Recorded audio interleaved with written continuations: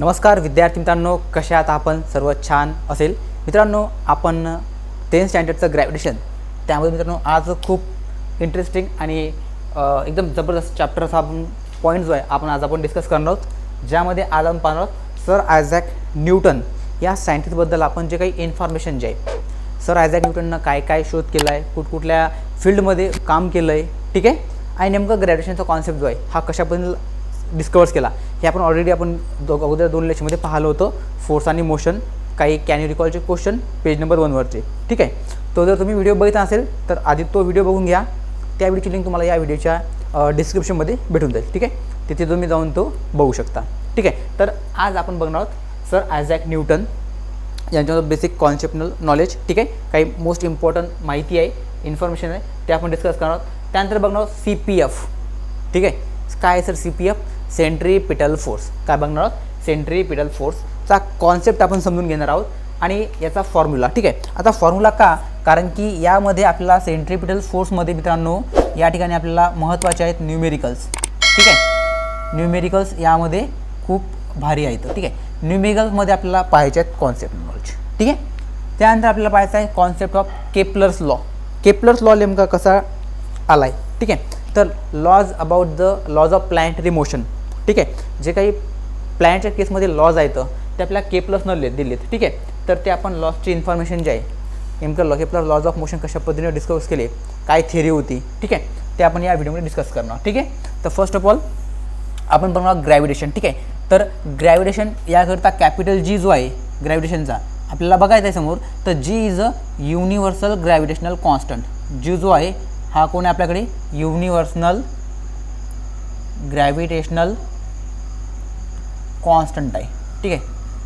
हा काय आपल्याकडे G जो आहे युनिव्हर्सल ग्रॅव्हिटेशनल कॉन्स्टंट आहे आणि या Gची व्हॅल्यू आपल्याकडे आहे 6 पॉईंट, ठीक आहे. याची व्हॅल्यू आहे आपल्याकडे 6.673 × 10⁻⁻11 न्यूटन मीटर स्क्वेअर पर kg², ठीक आहे. हे आपल्याकडं हे युनिट आहे, ठीक आहे. आता हे युनिट कशा पद्धतीने डिराईव्ह केला हे सुद्धा इम्पॉर्टंट आहे, ते आपण स्टेप बाय स्टेप बघणार. तर फर्स्ट ऑफ ऑल बघणार सर आयझॅक न्यूटन, ठीक आहे. तर या ठिकाणी आपण हेडिंग टाकूया, introduction about sir Isaac Newton, ठीक आहे. आणि मित्रांनो, तुम्ही जर आपल्या चॅनलवरती जर प्रथम आला असेल आणि चॅनलला सबस्क्राईब केलं नसेल अजून, तर तुम्ही चॅनल सबस्क्राईब करून ठेवा. शेजारचं सुद्धा बेल आयकॉनचं बटन ते सुद्धा प्रेस करा, ठीक आहे. तर फर्स्ट ऑफ ऑल जो सर आयझॅक न्यूटन जे आहे ना, ही वॉज अ इंग्लंड सायंटिस्ट. हे कुठले आहेत? एक इंग्लंडचे ग्रेटेस्ट सायंटिस्ट आहे ऑन हिज रिसेंट टाईम. म्हणजे जवळपास हे किती? तर 1642 म्हणजे 1642 ते 1727, ठीक आहे. हा यांचा टाईम पिरियड आहे. तर या वेळमध्ये जवळपास म्हणजे ॲप्रॉक्सिमेटली छत्रपती शिवाजी महाराज, ठीक आहे. म्हणजे बघा छत्रपती शिवाजी महाराज जो आहे जवळपास आपण जर बघितलं डेट जर बघितली छत्रपती शिवाजी महाराजांनी यांचं कम्पेअर केलं तर जेव्हा सर आयझॅक न्यूटननं ग्रॅव्हिटेशनचा कॉन्सेप्ट दिला, ठीक आहे, ग्रॅव्हिटेशनचा कॉन्सेप्ट दिला, तर तेव्हा त्या केसमध्ये जवळपास म्हणजे 1642 ते 1727 न्यूटन जे आहेत हे आपल्या फिजिक्समध्ये आपल्या एज्युकेशनल लाईफ फील्डमध्ये वर्क करत होते. त्या केसमध्ये छत्रपती शिवाजी महाराज जे आहेत हे आपल्या महाराष्ट्रासाठी आपल्या स्वराज्यासाठी रडत होते, म्हणजे युद्ध करत होते. बघा म्हणजे तेव्हाचा हा कॉन्सेप्ट आहे, म्हणजे 400 वर्षापूर्वीचा आपण जर लक्षात ठेवला तर. म्हणजे सर आयझॅक न्यूटन आणि छत्रपती शिवाजी महाराज हे एकाच काळामधले व्यक्ती आहेत, ठीक आहे. असं आपण लक्षात ठेवू शकतो. जेव्हा न्यूटन ग्रॅव्हिटेशन शोध लावत होता तेव्हा आपले छत्रपती शिवाजी महाराज हे आपल्या स्वराज्यासाठी गडकिल्ले जिंकत होते, ठीक आहे. अवघ्या 16 वर्षाचे असताना त्यांनी सुरुवात केली होती, ठीक आहे. अशा तुम्ही कॉन्सेप्ट लक्षात ठेवू शकता. तर sir Isaac Newton he was a great scientist on his recent time. They born in England, ठीक आहे. मग याने काय काय शोध लावले तर he gives the laws of motion. यांनी काय सांगितले? Laws of motion. त्यानंतर थेरी ऑफ इक्वेशन किंवा थेरी ऑफ मोशन्स, ठीक आहे. थेरी ऑफ मोशन्स आणि equations of motion, equation of motion किंवा थेरी ऑफ ग्रॅव्हिटी, ठीक आहे. थेरी ऑफ ग्रॅव्हिटी, ठीक आहे. तर हे जे वर्क जे आहे हे कोणं केलं होतं तर त्या केसमध्ये न्यूटननं केलं. आणि हे जे पूर्ण इन्फॉर्मेशन जे आहे याने त्याच्या एक स्वतःचं बुक होतं, ते बुक त्यानं पब्लिश केलं, books of Principia, book of Principia नावाचं एक बुक पब्लिश केलं. त्या बुकमध्ये, या पुस्तकामध्ये laws of motion, theory of gravity आणि इक्वेशन्स ऑफ मोशन हे पूर्ण इन्फॉर्मेशन या बुक्स ऑफ प्रिन्सिपियामध्ये सांगितले. आपल्याला माहीत आहे, फॉर एक्झाम्पल मी हा पेन जो आहे, मी जर समजा काय हाईटवर फेकला तर काही हाईटवर जाईल, त्याची व्हेलोसिटी ॲट अ सर्टन हाईटवरती 0 होईल आणि परत हा ऑब्जेक्ट काय होईल, खाली होईल. का खाली पडणार? Because of the gravitational force. आणि हा ग्रॅव्हिटेशनल फोर्स कशामुळं ॲप्लाय होतं, का खाली ओढतं, तर हा कॉन्सेप्टचा प्रूफ जे आहे हे न्यूटननं दिलं. पण हे न्यूटननं सांगण्याच्या अगोदर फॉर एक्झाम्पल अर्थ जे आहे, फॉर एक्झाम्पल हा सन आहे आणि ही आपली अर्थ आहे. तर आपल्याला माहिती आहे अर्थ जी आहे ही सनच्या अराउंड काय करते, रिव्हॉल्यूशन करते. काय करते? रिव्हॉल्यूशन करते. कोण? अर्थ सूर्याभोवती फिरते. तर हे फिरत असताना ही अर्थ या सनकडे अट्रॅक्ट होते. तर हे अट्रॅक्ट का होते? म्हणजे when a planet earth is revolving around the sun. म्हणजेच काय, या ठिकाणी प्लॅनेटरी मोशन्स आहे, लॉज ऑफ प्लॅनेटरी मोशन्स आहे. तर हे लॉज ऑफ प्लॅनेटरी मोशन कोण दिले होते? केप्लर्सनं दिले होते. कोण दिले होते विद्यार्थी मित्रांनो? केप्लर्सनं दिले होते.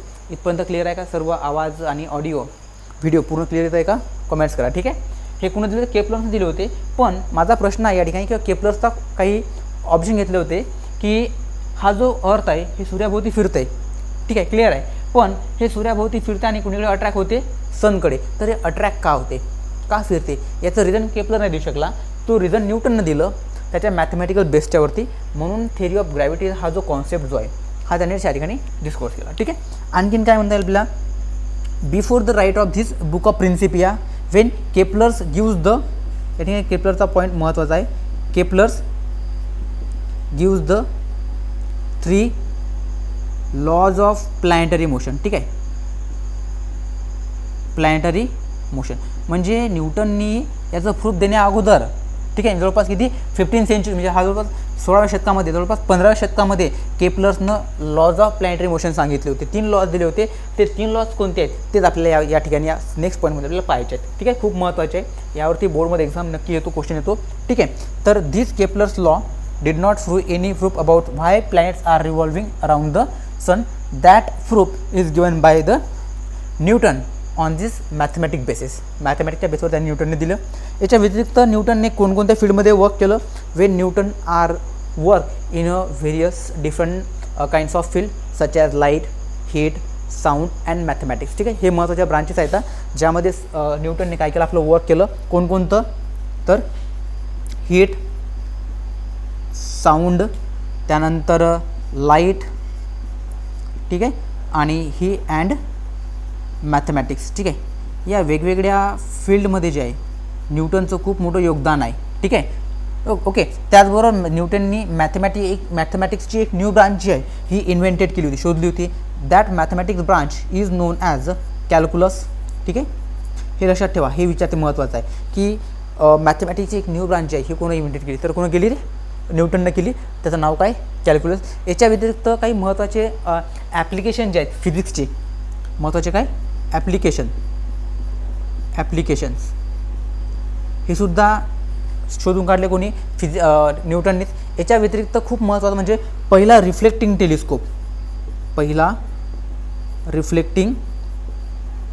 टेलिस्कोप जो आहे हा सुद्धा कन्स्ट्रक्ट केला. ठीक आहे, हा सुद्धा कन्स्ट्रक्ट केला कोण?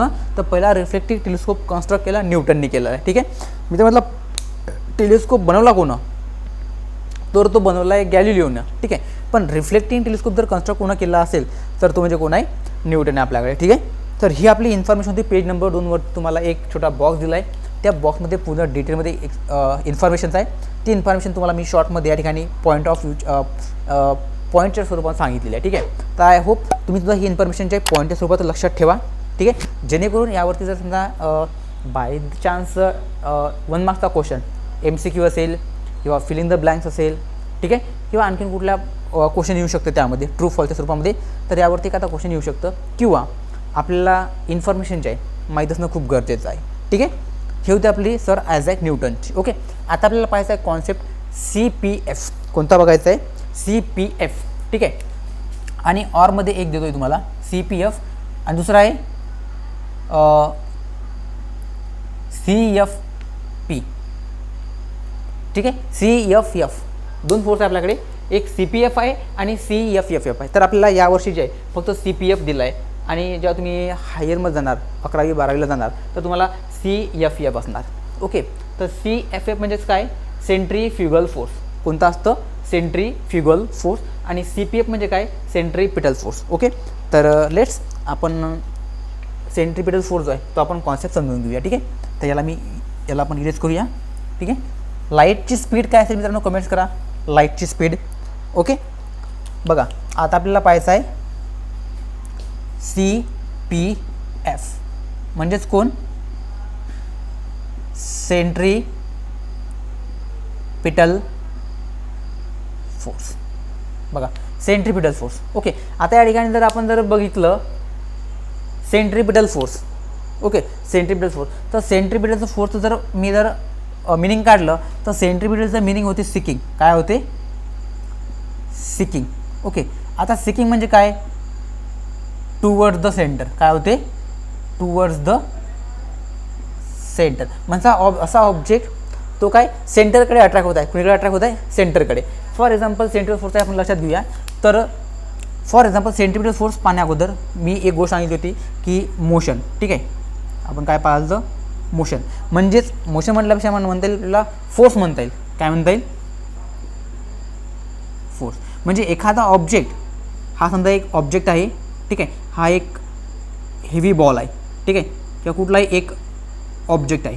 ठीक आहे, आणि हा जो ऑब्जेक्ट आहे, बॉडी आहे, याला तुम्हाला बॉडी म्हणता येईल किंवा ऑब्जेक्ट म्हणता येईल किंवा सिस्टीम म्हणता येईल. ठीक आहे, याला 3 शब्द तुम्ही यूज करू शकता, बॉडी, ऑब्जेक्ट आणि सिस्टीम. तर कन्सिडर हा बॉडी, ऑब्जेक्ट, हे सिस्टीम जी आहे ही सध्या कशी आहे, रेस्ट पोझिशनमध्ये आहे. कशी आहे, रेस्ट पोझिशनमध्ये. तुम्हाला मी सेंट्रीपिटल फोर्स कॉन्सेप्ट समजून आणणार हे एक्झाम्पल घेतो आहे. ठीक आहे, तर बॉडी कशी आहे, रेस्टमध्ये. तर या बॉडीला मला रेस्टमधून मला मोशनमध्ये आणायचं आहे. काय करायचं आहे, मोशनमध्ये आणायचं आहे. तर या बॉडीवरती मला काय अप्लाय करू लागेल, फोर्स अप्लाय करू लागेल. काय अप्लाय करू लागेल, फोर्स अप्लाय करू लागेल. तेव्हाच हा बॉडी, हा ऑब्जेक्ट काय होईल, मोशनमध्ये येईल. ठीक आहे, म्हणजे force is necessary. Force is very very important. Force is very very important when rest object are convert into the motion. Second थिंगमध्ये हा जो ऑब्जेक्ट आहे हा आता रेस्टमध्ये नाही आहे. हा ऑब्जेक्ट कसा आहे, मोशनमध्ये आहे. हा ऑब्जेक्ट कसा आहे, मोशनमध्ये आहे. आणि या ऑब्जेक्टला जरा मोशनमधून मला जर रेस्टमध्ये आणायचं आहे, मोशनमधून मला रेस्टमध्ये आणायचं असेल तरी मला काय अप्लाय करावं लागेल, फोर्स अप्लाय करावं लागेल. फॉर एक्झाम्पल तुम्ही बायसायकलवर बसलेले आहात आणि जेव्हा सायकल चालवायची आहे तर आपण काय करणार, पॅडल मारणार ना, तेव्हा सायकल जी आहे ही काय होईल, मोशनमध्ये येईल. म्हणजे आपण फोर्स अप्लाय केला तेव्हा सायकल जी आहे ही मूव्ह होऊन राहिली, चालून धावून राहिली. पण मला सायकलला थांबवायचं आहे तर मी काय करणार, ब्रेक मारणार. काय करणार, ब्रेक. तर ब्रेकसुद्धा काय एक टाईपचा मी फोर्सच अप्लाय करतो आहे, तेव्हाच ब्रेक अप्लाय होतो आणि सायकल काय होतं आहे, स्टॉप होतं. म्हणजे एखादा ऑब्जेक्ट रेसमधून मोशनमध्ये आणि मोशनमधून रेसमध्ये न्यायचा असेल तर फोर्स इज व्हेरी नेसेसरी. ठीक आहे, तर त्याचवरती डिपेंड आहे सेंट्रिपिटल फोर्स आणि सर्क्युलर मोशन. तर बघा सर्क्युलर मोशन काय होतं, कन्सिडर करूया आपण की या ठिकाणी एक व्यक्ती आहे आणि या मुलाच्या एक बॉईज आहे. या मुलाच्या हातामध्ये काय एक दोरा आहे, स्ट्रिंग आहे आणि या स्ट्रिंगला आपण काय बांधलं आहे, एक दगड बांधलेला आहे, गोटा बांधलेला आहे. ठीक आहे, दगड दोंड्या गोटा बांधलेला आहे आपण या ठिकाणी. ठीक आहे, आणि हा जो मुलगा आहे ना हा काय करेल, या स्ट्रिंगवरती फोर्स अप्लाय करेल, फिरवेल. तर हा जो स्टोन आहे सर्क्युलर मोशन परफॉर्म करेल, एक सर्कलच्या फॉर्ममध्ये फिरेल. जसा की हा फॅन फिरतो सध्या, मी जर याला एक या पेनला मी दोरी बांधली आणि फिरवली तर हे काय करेल, एक सर्कलच्या फॉर्ममध्ये फिरेल. ऑब्वियसली सर्कलच्या फॉर्ममध्ये फिरेल. आणि हा जो ऑब्जेक्ट फिरतोय कसा फिरतोय, सर्क्युलर पाथमध्ये फिरतोय. काय फिरतोय, सर्क्युलर पाथमध्ये फिरतोय. किंवा जेव्हा या ऑब्जेक्टवरती यावरती काय अप्लाय झाला, फोर्स अप्लाय झाला. म्हणजे हा ऑब्जेक्ट जो आहे फोर्स अप्लाय झाल्यानंतर काय कसा आला, तो मोशनमध्ये आला. काय आला, मोशनमध्ये आला. म्हणजे काय, when we apply the force on object and object perform a circular path is called as circular motion. Is called as circular motion. ठीक आहे, या ठिकाणी विचारलं आपल्याला सर्क्युलर मोशन किंवा युनिफॉर्म सर्क्युलर मोशन म्हटलं तर त्या डिफाईन आपल्याला सांगता येईल. फक्त त्या ठिकाणी युनिफॉर्म मोशन असेल आणि कॉन्स्टंट टर्म असेल आणि कॉन्स्टंट टाईम असेल. ठीक आहे, तर सर्क्युलर मोशन म्हणजे काय होतं, when we apply the force on object and object perform a circular path. आपण ऑब्जेक्टवरती फोर्स अप्लाय केला, ऑब्जेक्ट काय करतोय, सर्क्युलर पाथ परफॉर्म करतोय किंवा moving along the circumference of circle is called as circular motion. Okay, circular motion define clear. But आपल्याला पाहायचा आहे सेंट्रीपिटल फोर्स. ठीक आहे. आता हा ऑब्जेक्ट जो आहे ना, मी फोर्स अप्लाय केला तर ऑब्जेक्ट सर्क्युलर पाथमध्ये फिरून राहिला, ऑब्जेक्ट सर्क्युलर पाथमध्ये फिरून राहिला. ठीक आहे. सर्क्युलर ऑब्जेक्ट काय राहिला, ऑब्जेक्ट जो आहे हा सर्क्युलर पाथमध्ये फिरतोय. बट आता हा ऑब्जेक्ट सर्क्युलर मोशनमध्ये सर्क्युलर पाथमध्ये फिरत असताना अट्रॅक्ट कुठं होत आहे बघा. हा ऑब्जेक्ट जो आहे हा फिरतोय. मी सध्या हा ऑब्जेक्ट मी स्टोन रिलीज नाही केला, पण जेव्हा मी स्ट्रिंग हा रिलीज करणार तर स्टोन काय होईल, असाच टेंजेन्शियल व्हेलॉसिटीने काय होईल, मूव्ह होईल. मी जर या केसमध्ये सोडला तर याच टाईमनं हा या डायरेक्शनला मूव्ह होईल. इथे जर मी स्टोन सोडला तर टेंजेन्शियल व्हेलॉसिटी काय होईल, तो निघून जाईल. बट मी जर ही स्ट्रिंग सोडलीच नाही, हातची दोरी सोडलीच नाही, हा कंटिन्युअसली फिरेल आणि फिरत असताना कुणीकडे अट्रॅक्ट होईल, they are attract toward the centre, toward the centre. That force is non as centripetal force. त्या फोर्सला आपण काय म्हणूया, सेंट्रीपिटल फोर्स. म्हणजे काय, when a body in uniform motion. अशी बॉडी कशी आहे, युनिफॉर्म मोशनमध्ये आहे, युनिफॉर्म सर्क्युलर मोशन आहे.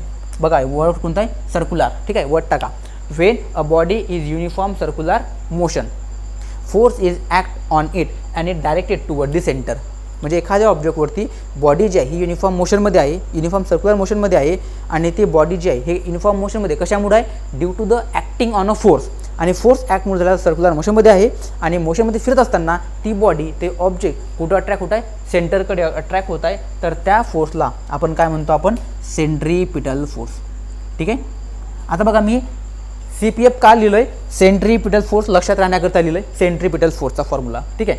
तर तुम्ही डिफाईन लिहून घेऊ शकता, when object in uniform circular motion because of the force acting on it and this object is directed toward the center, that is called as centripetal force. Example of centripetal force, moon is a natural satellite of the earth and they revolving around the earth because of the gravitational force acting on the moon and moon is directed toward the center. Second example, earth side, earth is revolving around the sun because of the gravitational force acting on it. ठीक आहे. असे example तुम्ही सांगू शकता. Question याच रूपात येऊ शकतं की what is centripetal force with one example. I hope point तुम्हाला क्लिअर झाला असेल. आता आपल्याला पाहायचं आहे सेंट्रिपिटल फोर्सचा फॉर्म्युला. ठीक आहे. इथपर्यंत क्लिअर आहे, सर्व व्यवस्थित क्लिअर दिसतंय. कॉमेंट्स करा विद्यार्थ्यांनो. आणि ज्यांनी जर चॅनल नवीन असाल आणि चॅनलला तुम्ही जर सबस्क्राईब केलं असेल तर सबस्क्राईब करून ठेवा. ठीक आहे. आणि तुम्हाला व्हिडिओ कसा वाटला सुद्धा कमेंट्स करा. ठीक आहे. जेणेकरून नेक्स्ट टाईममध्ये त्यामध्ये आणखीन बेटर चांगल्या पद्धतीने मी त्यांनी कवर करायचा प्रयत्न करेल. ठीक आहे. तर पाहता आहे सेंट्रिपिटल फोर्सचा फॉर्म्युला. तर लक्षात घ्या, CPF centrifugal force, CPF centrifugal force, centripetal force not a fugal, centripetal force CPF म्हणजे कोण, सेंट्रिपिटल फोर्स. आता फॉर्म्युला डिराईव्ह कसा करायचा. फॉर एक्झाम्पल तुम्ही हा गोटा घेतला, दळ घेतला ना, गोटा होता ना, गोटा स्टोन. तर या स्टोनचं काहीतरी मास असेल, या स्टोनचं काहीतरी मास असेल. हा स्टोन तुम्ही मोशनमध्ये फिरवताय म्हणजे याला काहीतरी व्हेलॉसिटी असेल, याला काहीतरी व्हेलॉसिटी असेल ना, व्हेलॉसिटी. आणि या स्टोनचं जे सेंटर आहे हे कोण आहे, हे स्ट्रिंग आहे एका हँडमधली. तर इथून या स्ट्रिंगचं असणारं डिस्टन्स म्हणजे कोण आहे, आर आहे. कोण आहे, आर आहे. तर यावरून आपल्याला सेंट्रिपिटल फोर्स काढता येतं. तर CPF is equals to mv². काय असतो, mv² अपॉन आर. हा तुमचा काय झाला, सेंट्रिपिटल फोर्सचा फॉर्म्युला झाला. मित्रांनो लक्षात घ्या, हा फॉर्म्युला खूप इम्पॉर्टंट आहे. यावरती आपल्याला न्यूमेरिकल विचारले जातात. What is the centripetal force and its formula. तर सेंट्रिपिटल फोर्सचा काय, when a body in uniform circular motion because of the force acting on it and this body are directed toward the centre is called as centripetal force. The formula of centripetal force is CPF is equals to mv² upon r. mb the, मग तुम्ही इथे लिहू शकता mb the mass of object किंवा mass of body, vb the speed म्हणा, v is त्याची काय speed आहे. ठीक आहे.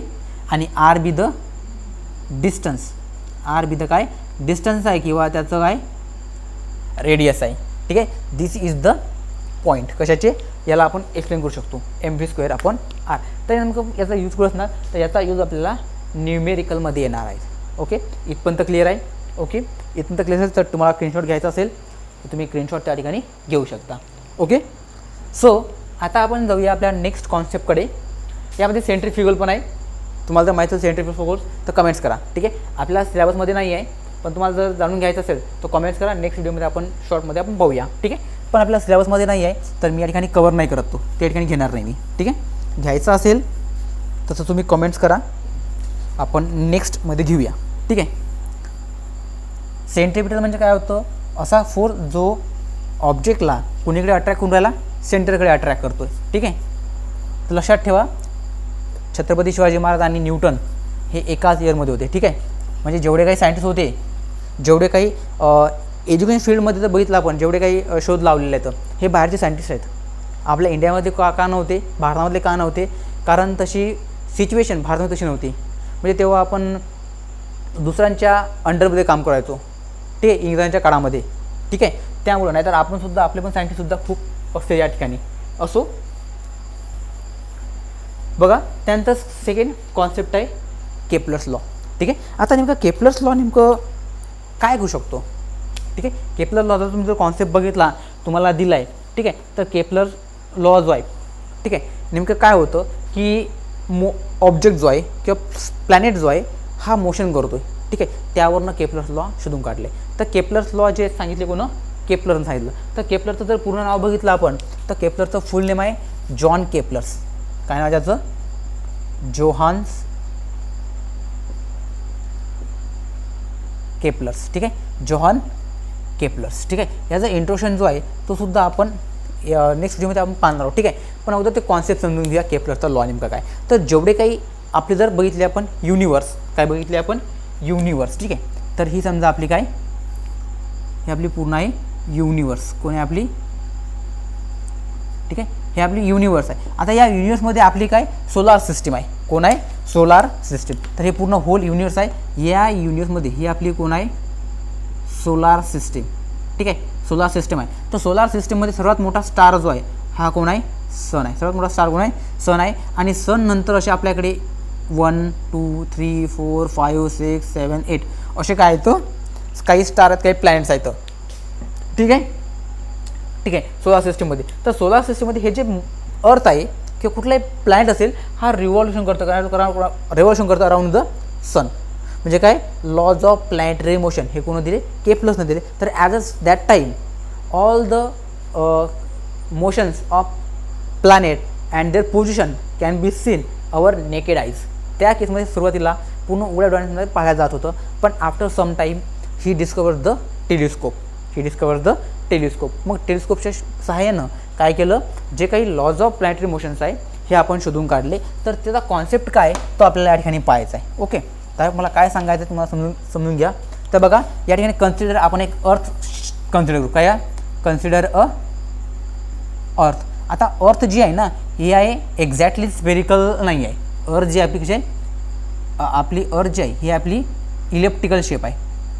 आपला अर्थचा जो शेप जर विचारला तुम्हाला कोणानं, तर कुठली आहे, इलेप्टिकल शेपची अर्थ आहे. म्हणजे इलेप्टिकल म्हणजे काय, लुक लाईक एग्ज लाईक. ठीक आहे. या टाईपची एक एग लाईक शेप आहे. ठीक आहे.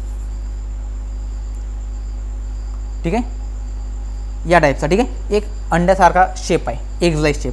That is non as elliptical shape, not exactly spherical. ठीक आहे. आता जर समजा आपण फॉर एक्झाम्पल त्या केसमध्ये ही समजा कन्सिडर आपण अर्थ आहे, या अर्थचे 2 पॉईंट कन्सिडर केले, 2 फोकस कन्सिडर केले, F1 आणि F2.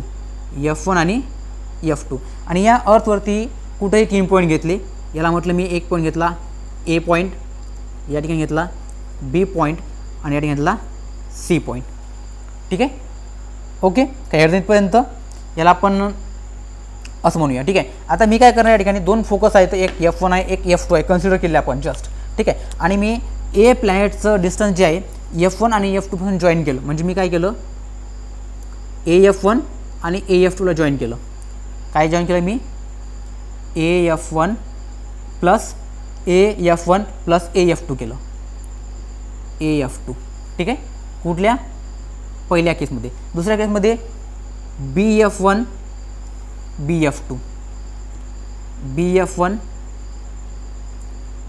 BF2 ही सेकंड केस. तिसरी केस CF1 CF1 प्लस CF2. ठीक आहे. मी 2 फोकस घेतले, 2 फोकसवरनं 3 प्लॅनेट मी जॉईन केले.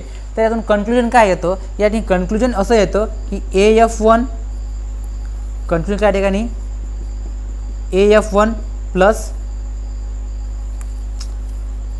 AF1 plus AF2 is equals to BF1 plus BF2 is equals to CF1 plus CF2.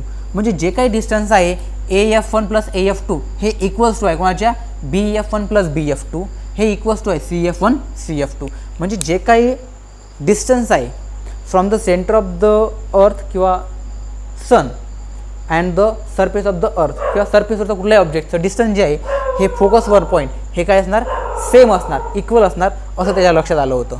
ठीक आहे, तर हे होतं त्याचा कॉन्सेप्ट. ठीक आहे, आता आपल्याला पाहायचं आहे 3 लॉज ऑफ प्लॅनेटरी मोशन. तर 3 लॉज ऑफ प्लॅनेटरी मोशन आणि जॉन केपलर्सचं इंट्रोडक्शन जसं आपण सर आयझॅक न्यूटनचं पाहिलं होतं त्या पद्धतीचं इंट्रोडक्शन आणि केपलरचे 3 लॉज. ठीक आहे, हे आपण नेक्स्ट व्हिडिओमध्ये आपण कवर करणार आहोत चांगल्या पद्धतीनं. ते सुद्धा याच बेसवरती कॉन्सेप्ट आहे आणि अगोदरचे तुम्ही व्हिडिओ बघित नसाल तर ते व्हिडिओ तुम्ही अगोदर बघून घ्या.